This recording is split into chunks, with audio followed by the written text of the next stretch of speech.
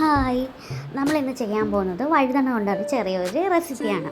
അപ്പോൾ ഇതിലേക്ക് ആദ്യമായി നമ്മൾ റൗണ്ട് ഷേപ്പിൽ അരിഞ്ഞ് വെച്ചിരിക്കുന്ന വഴുതനങ്ങ, അതിനകത്ത് ഉപ്പ്, മുളക് പൊടി, അതുപോലെ മഞ്ഞൾപ്പൊടി, അല്പം വിനീഗർ, ഇത് ഇത്രയും ചേർത്ത് നന്നായിട്ടൊന്ന് മിക്സ് ചെയ്യാം.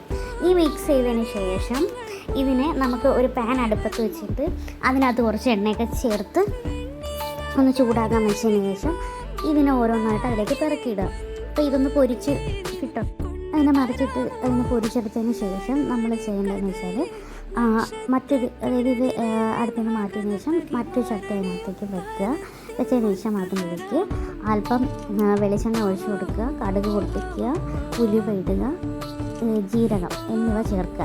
ശേഷം ചെറുതായിട്ട് അരിഞ്ഞ് ചുവന്നുള്ളിയും പച്ചമുളകും ചേർത്ത് കുറച്ച് മഞ്ഞൾപ്പൊടിയും ഉപ്പുമായിട്ടൊന്ന് വഴറ്റിയെടുക്കുക. ഇത് വഴറ്റി വരുമ്പോഴത്തേക്കും നമ്മൾ എന്ത് ചെയ്യുക, തൈര് ചേർക്കുന്നുണ്ടല്ലോ, തൈര് ചേർക്കുമ്പോൾ ഇത് കുറച്ചുകൂടി ഇതാവും. തൈര് കൂടെ ചേർത്തിട്ട് മിക്സിയിൽ അടിച്ച് വെച്ചിരുന്ന തൈര് ഇതിൽ ചേർത്ത് കൊടുക്കുക. അത് അടുപ്പ് ഓഫ് ചെയ്തതിന് ശേഷം വേണം ചേർക്കാൻ.